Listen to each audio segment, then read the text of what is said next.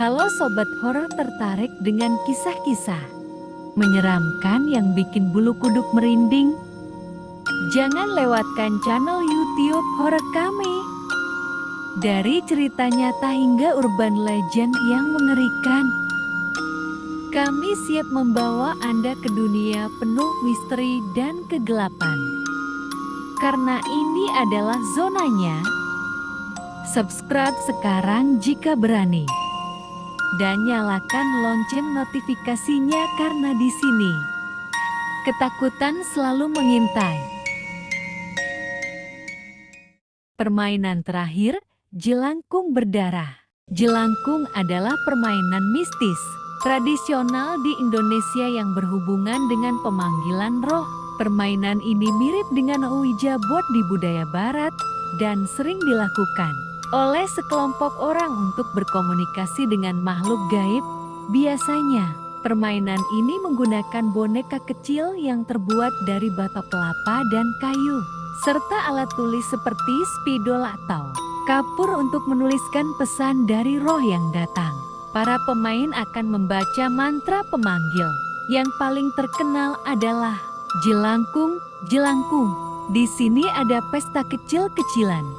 Datang tak dijemput, pulang tak diantar. Setelah mantra dibacakan, diyakini bahwa arwah akan masuk ke dalam boneka dan mulai menjawab pertanyaan dengan menggerakkan alat tulis yang disediakan. Beberapa orang mengaku mengalami kejadian aneh setelah memainkan jelangkung, seperti melihat penampakan, mendengar suara-suara misterius, atau bahkan kerasukan, karena dianggap berbahaya dan dapat mendatangkan roh jahat. Permainan ini sering dianggap tabu dan dilarang oleh banyak orang, terutama di kalangan masyarakat yang percaya pada hal-hal gaib. Namun, masih banyak yang penasaran dan mencoba bermain jelangkung, terutama saat mencari pengalaman mistis atau sekadar uji nyali.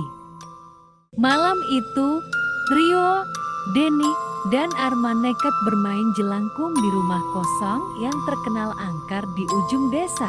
Mereka membawa boneka kayu dan menuliskan mantra di selembar kertas. Dengan tangan gemetar, mereka mulai membaca, jelangkung, jelangkung. Di sini ada pesta kecil-kecilan. Datang tak dijemput, pulang tak diantar. Angin tiba-tiba bertiup kencang, dan lampu senter mereka meredup. Boneka kayu di tengah-tengah mereka mulai bergerak sendiri. Arman menelan ludah, sementara Denny dengan suara bergetar bertanya, "Siapa yang datang?" Tiba-tiba, spidol di tangan boneka itu bergerak, menuliskan satu kata di lantai berdebu. "Aku." Rio langsung merasa ada yang aneh. Udara di sekitar mereka menjadi dingin, dan suara langkah kaki terdengar dari lantai atas. Padahal rumah itu sudah lama kosong. Arman memberanikan diri bertanya lagi, "Apa yang kau mau?" Boneka itu bergerak lagi. Kali ini lebih cepat, mencoret-coret lantai hingga membentuk kata, "Teman." Tiba-tiba, pintu depan rumah berderit keras dan menutup sendiri. Denny berteriak dan mencoba membukanya, tapi sia-sia.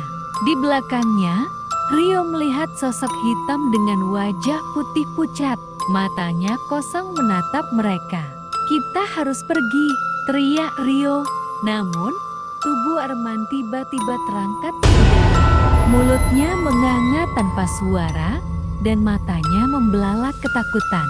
Boneka kayu itu jatuh dan patah, membuat suara keras yang menggema di seluruh ruangan. Tiba-tiba, Arman jatuh ke lantai. Pintu rumah terbuka sendiri, dan tanpa pikir panjang, mereka bertiga lari tunggang langgang keluar. Keesokan harinya, Arman ditemukan di kamarnya, duduk memeluk lutut sambil menatap kosong ke depan. Ketika Rio dan Denny bertanya apa yang terjadi, Arman hanya berbisik pelan, "Dia masih di sini. Dia tidak akan pergi." Sejak saat itu, Arman tidak pernah berbicara lagi. Sejak malam itu, Arman berubah. Ia tidak lagi berbicara, tidak lagi tertawa. dan hanya menatap kosong ke arah dinding. Rio dan Dene khawatir, tetapi mereka juga takut. Mereka merasa ada sesuatu yang mengikuti mereka sejak permainan jelangkung di rumah kosong itu. Malamnya, Rio terbangun karena suara ketukan di jendela kamarnya. Tok, tok, tok.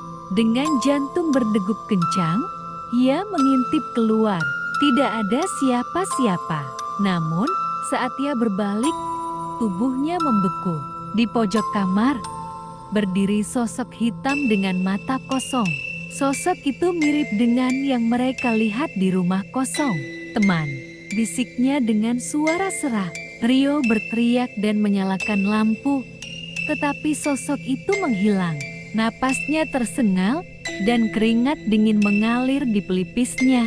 Ia meraih ponselnya dan menghubungi Denny. Dan, aku lihat dia ada di kamarku. Denny terdengar panik. Aku juga, Rio, dia ada di rumahku. Tanpa pikir panjang, mereka berdua segera pergi ke rumah Arman. Saat tiba, pintu rumah Arman terbuka sedikit, seperti sudah menunggu mereka. Dengan gemetar, mereka masuk dan menemukan Arman duduk di lantai dengan boneka jelangkung di tangannya. Dia tidak mau pergi. Suara Arman bergetar. Rio dan Denny melihat boneka itu, tangannya bergerak sendiri, menulis sesuatu di lantai. Satu harus tinggal. Tiba-tiba, lampu di rumah itu mati, angin dingin berhembus, dan suara langkah kaki bergema di sekeliling mereka. Dari kegelapan, sosok itu muncul, merayap perlahan ke arah mereka. Lari, teriak Denny. Mereka berlari keluar rumah, meninggalkan Arman di dalam. Saat mereka melihat ke belakang, Arman tidak mengejar. Ia hanya berdiri di depan pintu, tersenyum dengan mata kosong. Rio dan Denny kembali ke rumah Arman, membawa seorang dukun untuk menyelamatkannya. Saat mereka masuk, bau anyir darah menyengat. Lantai dipenuhi coretan aneh, dan di tengah ruangan, Arman berdiri membelakangi mereka. Arman, suara Rio bergetar. Pelan-pelan, Arman berbalik. Wajahnya pucat, matanya kosong, dan mulutnya tersenyum lebar. Terlalu lebar hingga robek sampai ke pipi. Tangannya menggenggam kepala boneka jelangkung yang sudah hancur. Tiba-tiba, tubuhnya melayang. Dari mulutnya, suara mengerikan keluar. Kalian terlambat. Sekejap kemudian, lampu ruangan berkedip-kedip. Dukun itu mulai membaca doa, tapi Arman tertawa histeris. Dengan gerakan cepat, ia meraih Denny dan mencengkeram lehernya. Denny menjerit, tetapi suaranya tercekik. Perlahan, tubuhnya mulai melayang dan kepalanya terpelintir hingga 180 derajat. Matanya terbuka lebar, tetapi jiwanya sudah pergi.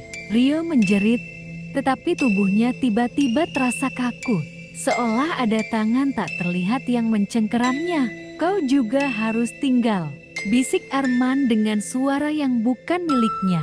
Dukun mencoba menarik Rio, tetapi kekuatan itu terlalu besar. Tiba-tiba, tangan Arman menembus dada Rio, mencengkeram jantungnya yang masih berdetak. Rio hanya sempat merasakan sakit sekejap sebelum semuanya gelap. Malam itu, rumah Arman terbakar tanpa sebab yang jelas. Tidak ada yang berani mendekat. Namun, beberapa hari kemudian, di antara puing-puing yang tersisa, seseorang menemukan sebuah boneka jelangkung yang masih utuh. Di tangannya, tertulis dengan darah, "Main lagi." Jelangkung, jelangkung, jelangser, jelangkung, jelangser.